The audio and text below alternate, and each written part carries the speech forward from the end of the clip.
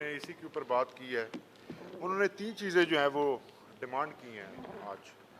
उन्होंने कहा है कि अगर 9 मई एक साल होने को है, हम हमारी तारीख, जैसे रऊफ साहब ने फरमाया कि तहरीक इंसाफ की 28 साला सियासी जदोजहद में एक भी दिन ऐसा नहीं कि जिसके अंदर आप ये इल्ज़ाम लगा सकें कि तहरीक इंसाफ ने किसी किस्म के इंतशार या किसी किस्म की जलाओ घिराओ की सियासत की हो। खान साहब का कहना था कि 9 मई के ऊपर एक ऐसा कमीशन बनाया जाए जिसके अंदर ये डिटरमिन किया जाए, जिसका सबसे पहला TOR ये होना चाहिए कि किसके हुक्म के ऊपर पाकिस्तान के सबसे मकबूल तरीन लीडर को इस्लामाबाद हाई कोर्ट के अंदर से अगवा किया गया। दूसरे नंबर पे जो रऊफ साहब ने फरमाया कि कौन था जिसने CCTV फुटेजेस जो हैं वो इस्लामाबाद हाई कोर्ट के चोरी किए, जिसके ऊपर इस्लामाबाद हाई कोर्ट के जजेस ने फरमाया था कि इस्लामाबाद हाई कोर्ट की प्रॉपर्टी को लूटा गया है। कौन था जिसने इस्लामाबाद हाई कोर्ट की प्रॉपर्टी को लूटा था? फिर खान साहब ने फरमाया कि 9 मई दरअसल हमारे खिलाफ जुल्म का दिन था। मुझे अगवा किया गया था, मेरे 16 वर्कर्स को शहीद किया गया था और 3 के जो हैं वो जिस्म के मुख्तलिफ अज़ा जो हैं वो उनको नाकारा बना दिया गया था। कौन था वो जो जिसने पुलिस के अफसरान को हुक्म दिया था कि जिन लोगों की शहादत हो चुकी है उनकी FIRs दर्ज ना की जाएं? कौन था जो उनके घरों में जाकर उनको बाद में धमकाता रहा कि अगर आप थाने में आए तो आपको भी गायब कर दिया जाएगा? खान साहब ने कहा कि ये तमाम बातें जब तक इनका हल नहीं होगा, जब तक इनका जवाब सामने नहीं आएगा, ये इल्ज़ाम तराशियाँ चलती रहेंगी। तहरीक इंसाफ हमेशा से पुरअमन जमात रही है। तहरीक इंसाफ हर किस्म के ये जो आपने मुजालिम देखे हैं इसको पुरअमन रहते हुए उन्होंने बर्दाश्त किया। 16 से जायद या 24 लोग शहीद हुए, लेकिन तहरीक इंसाफ की जानिब से किसी एक के ऊपर इल्ज़ाम नहीं कि उन्होंने आगे से कोई फायरिंग की हो, किसी के ऊपर पत्थर भी फेंका हो। तमाम ऐसे लोग इस काम में इन्वॉल्व हैं जिनको प्लांट किया गया था। तहरीक इंसाफ के नाम के ऊपर ये सारा अरसन और जो कुछ तबाही उस दिन हुई वो की गई, लेकिन दरअसल निशाना तहरीक इंसाफ थी। दरअसल लंदन एग्रीमेंट के तहत जो प्लान किया गया था उसको एग्जीक्यूट करना था। आज खान साहब ने ये भी एक बार फिर से कहा कि लंदन एग्रीमेंट आज भी उस पर मनवन अमल दरामद जारी है, जिसके अंदर सबसे पहली बात ये थी कि मुझे जेल में डाला जाएगा और मैं आज जेल में हूँ। नवाज शरीफ के तमाम केसेस जो हैं वो स्पीड के साथ जो हैं वो ख़त्म किए जाएंगे और वो ख़त्म किए गए। आपके सामने है कि एक तरफ नवाज शरीफ के केसेस हैं, उसी तोशाखाना से 6 लाख की मर्सिडीज़ बुलेट प्रूफ गाड़ी ली जाती है। कोई सोच सकता है किस कानून के तहत ली गई? लेकिन उसके ऊपर नैब ने जो केस बनाना था वो केस उन्होंने वापस ले लिया। नैब ने प्रोसिक्यूशन से इनकार कर दिया। उसके बाद उनके बेटों के ऊपर जो केसेस हैं, मरियम नवाज को गल्फ में किसी ने गाड़ी दी जो उसने तोशाखाना के अंदर डिक्लेयर ही नहीं की। इसी तरह जरदारी साहब के केसेस हैं, वो तमाम केसेस जो हैं वो छोड़ दिए गए, जबकि इमरान खान के खिलाफ वही सबूत हैं और वही इल्ज़ामात हैं। 14 तो ताइफ थे जिसके ऊपर 3 केसेस पहले से बनाए जा चुके हैं और चौथा केस जो है इस वक्त बनाने की तैयारी है। एक नई इंक्वायरी खान साहब के खिलाफ नैब की खुल गई है।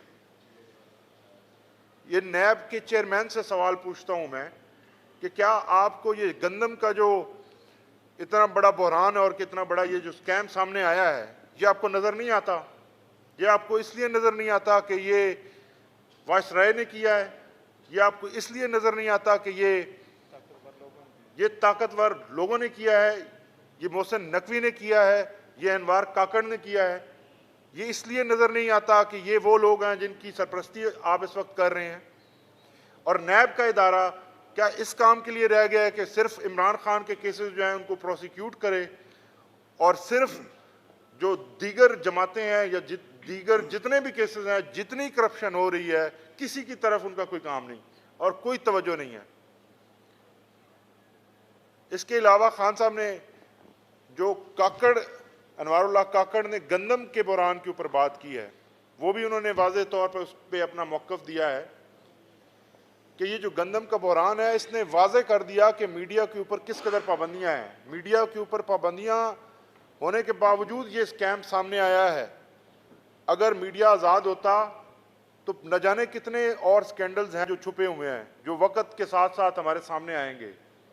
जिस किस्म की तबाही, लूट मार मचाई गई है इस पिछले 2 साल के अंदर, इसका जिम्मेदार कौन है? कौन इनसे हिसाब लेगा? कौन है जो नैब के चेयरमैन के जाके जगाएगा कि जनाब आपकी ड्यूटी क्या है, कब आप अपनी ड्यूटी फरमाएंगे? नैब में 2 किस्म के प्रोसिक्यूटर्स हैं। एक वो प्रोसिक्यूटर हैं जो इमरान खान साहब को प्रोसिक्यूट करने आते हैं। वो प्रोसिक्यूटर कभी नवाज शरीफ के केस में पेश नहीं होते क्योंकि वो प्रोसिक्यूशन करवाने आते हैं।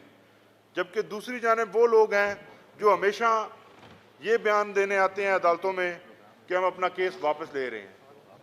तो इस किस्म की सिलेक्टिव प्रोसिक्यूशन और प्रोसिक्यूशन जब होगी तो वाज़े हो जाएगा कि आप तहरीक इंसाफ को टारगेट कर रहे हैं और तहरीक इंसाफ के लोगों को बेगुनाह होते हुए भी आप सजाएं दिलवा रहे हैं। 9 मई के हवाले से बड़ी तफसील के साथ पहले बात की है रऊफ साहब ने। सिर्फ आखिरी कमेंट है मेरा कि 9 मई जैसा वाकया जिस मुल्क में हुआ हो और अगर वाकई जिस तरह इल्ज़ाम लगाएगा कि तहरीक इंसाफ ने बतौर जमात इसके अंदर शिरकत की और अरसन और जलाओ घिराव जो है वो किया, तो ये अवाम जो है, जिस अवाम ने पाकिस्तान तहरीक इंसाफ के उन तमाम उम्मीदवारान को जिनके निशान किसी का मेज़ था, किसी की कुर्सी थी, किसी का प्याला था, किसी का तोता था, इन तमाम 200 से ज़ायद जो निशानात थे उनको ढूंढ ढूंढ कर उनको वोट दिए। क्या ये तमाम पाकिस्तानी दहशतगर्द हैं जिन्होंने तहरीक इंसाफ को वोट दिए? क्या इन सिर्फ अकल इन लोगों में है जो आके आपके सामने कहते हैं कि तहरीक इंसाफ इंतशार फैला रही है? इंतशार नहीं फैला रही। पाकिस्तान तहरीक इंसाफ पुरअमन रहते हुए लोगों को एजुकेट कर रही है, लोगों को उनके हकूक़ के बारे में बता रही है और असल बात जो है वो सामने रख रही है कि जंगल के बादशाह ने इस वक्त टेक ओवर कर लिया है और जब तक ये जंगल का बादशाह हटेगा नहीं, मुल्क असली और अपने तरक्की के ट्रैक के ऊपर वापस नहीं आ सकता। बहुत शुक्रिया।